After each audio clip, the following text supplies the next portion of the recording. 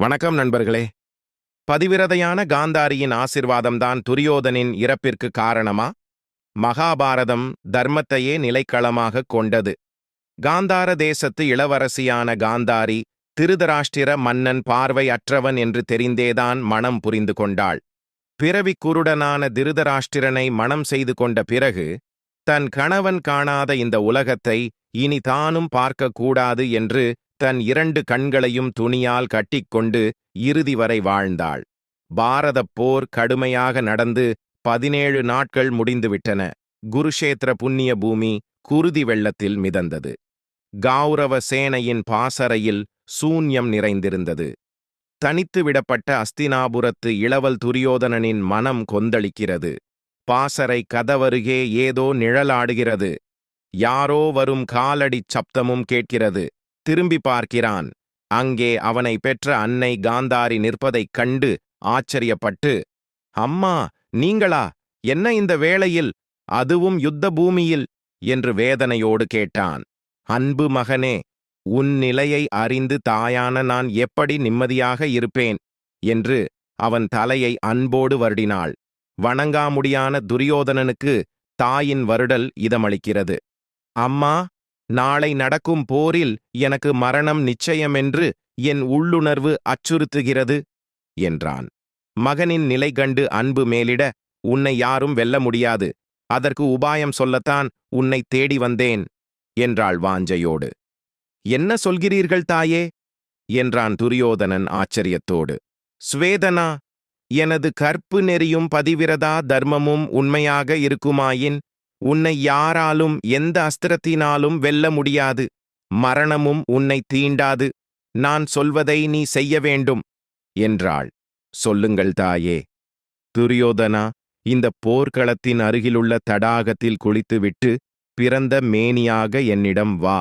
எந்தவிதமான ஆடையோ ஆபரணமோ உன் மேனியில் இருக்கக்கூடாது.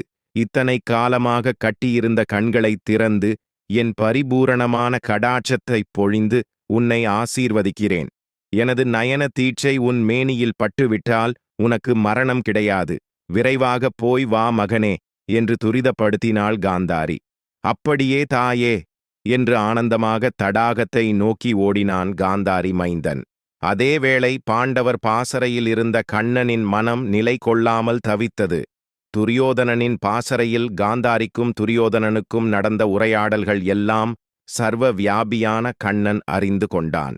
காந்தாரியின் கற்பின் ஆற்றலையும் அவளுடைய பதிவிரதா தர்மத்தின் பவித்திரத்தையும் அறிந்த கண்ணன் காந்தாரியின் கற்பு எதையும் செய்யவல்லது. காந்தாரியின் திட்டப்படி துரியோதனன் தடாகத்தில் நீராடிவிட்டு பிறந்த மேனியோடு வந்து அவளுடைய நயன தீட்சையையும் ஆசிகளையும் பெற்றுவிட்டால் அவனை யாருமே வெல்ல முடியாது. தர்மத்தின் முன்பாக பார்த்த சாரதியான கண்ணனாலும் எதுவும் செய்ய முடியாது. பாஞ்சாலியின் அவிழ்ந்த கூந்தலும் சபதமும் மாதவனுடைய மனதில் தோன்றுகிறது. பாண்டவ தூதன் கண்ணன் பாசறைக்கு வெளியே வந்து தடாகத்தை நோக்கி விரைந்தான். நட்ட நடுநிசி யாரும் அறியாமல் மறைவான இடத்தில் நின்றான் மாயக்கண்ணன். காந்தாரி மைந்தன் தடாகத்தில் மூழ்கி நீராடியபின் பிறந்த மேனியுடன் நீர்த்தி வலைகள் உடம்பில் வழிய மேலே எழுந்தான். அப்போது மெல்லிய குழலோசை கேட்கிறது. என்ன இது? இந்த நள்ளிரவில் யார் குழலை இசைக்கிறார்கள்? எல்லாம் அந்த மாயாவி கிருஷ்ணன் வேலையாகத்தான் இருக்கும். அவர் வருவதற்குள் தாயிடம் சென்றுவிட வேண்டும் என்று துடிப்புடன் கிளம்பும்போது கபடமாகச் சிரித்தபடி எதிரிலே வந்து நின்றான் கண்ணன். அதைக் கண்டு அதிர்ச்சியடைந்து நின்றுவிட்டான் துரியோதனன். கௌரவக் குலத் தோன்றலே, என்ன இது? ஏன் இந்த அவலம்? எதற்காக இந்த விபரீத விளையாட்டு? எல்லா சாஸ்திரங்களும் அறிந்தவன்தானே நீ? இந்த மதியீனமான காரியம் செய்ய எப்படி துணிந்தாய் என்றான் கண்ணன். கண்ணா, நேரத்தை வீணாக்காமல் வழியை விடு. நான் உடனே என் தாயை காண வேண்டும். இந்த இடத்தை விட்டுச் சென்று விடு என்றான் வெறுப்போடு. துரியோதனா, நீ செய்யும் காரியம் சரியானது அல்ல. என்னதான் தாயாக இருந்தாலும் அவளும் ஒரு பெண்தானே. தோளுக்கு மேல் போனால் தோழன் என்பார்கள். இத்தனை வயது கடந்த ஆண் மகன் பிறந்த மேனியோடு எந்த பெண்ணையாவது பார்ப்பானா? உன் வீரமும் ஆற்றலும் எங்கே போயிற்று? நீ செய்யும் இந்த கேவலமான காரியம் பெண்மையையே இழிவுபடுத்துவதாக உள்ளதே என்றான் கண்ணன் விஷமச் சிரிப்போடு.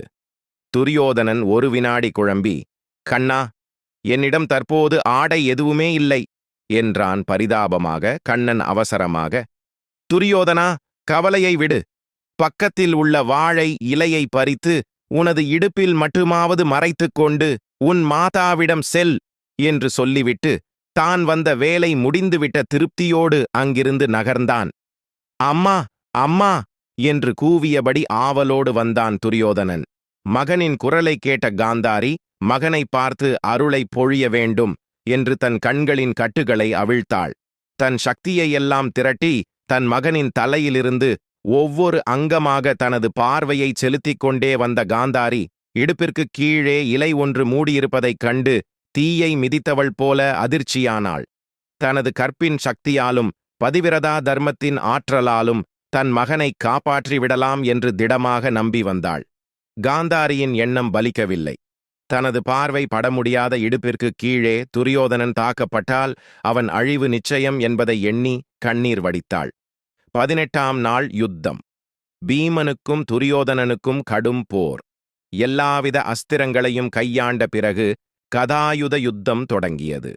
துரியோதனனுடைய கதையை தாக்கினான் பீமன். அவனுடைய கதாயுதம் மேலே எழும்பிற்று. அதை பிடிப்பதற்காக துரியோதனன் மேலே எம்பிப் பாய்ந்தான். இந்த தருணத்தில் கண்ணன் தனது தொடையை தட்டி சைகை காட்டி துரியோதனனின் தொடையில் அடிக்கும்படி பீமனுக்கு உணர்த்தினான். ஆகாயத்தின் உயர்ந்த அரவக் கொடியோன் கதையை பிடித்து கொண்டு கீழே இறங்கும்போது பீமன் அவனது தொடையில் தன் கதையால் ஓங்கி அடித்தான். அலறி துடித்து கொண்டு கீழே விழுந்த துரியோதனன் தன் உயிரை விட்டான். திரௌபதியின் கற்பின் ஆற்றல் துரியோதனனின் முடிவிற்கு சபதமிட்டது. காந்தாரியின் கற்பின் சக்தி அவனை காப்பாற்ற முயன்றது. பாரத போர் தொடங்குவதற்கு முன்பாக தருமபுத்திரன் துரியோதனன் இருவரும் காந்தாரியை வந்து வணங்கி ஆசி பெற்றபோது, எங்கு தர்மம் உள்ளதோ அங்கு வெற்றி நிச்சயம் என்று கூறி காந்தாரி ஆசி வழங்கினார். காந்தாரி அளித்த வாக்கு பொய்யாகாமல் பலித்துவிட்டது. துரியோதனனுடன் கௌரவர்கள் அனைவரும் இறந்தனர். அதர்மம் அழிந்து தர்மம் வியாபித்தது. கதையை படித்த கேட்ட அனைவருக்கும் நன்றி. கதை பிடித்திருந்தால் நமது சேனலை லைக் செய்து சப்ஸ்கிரைப் செய்து கொள்ளுங்கள். நன்றி, வணக்கம்.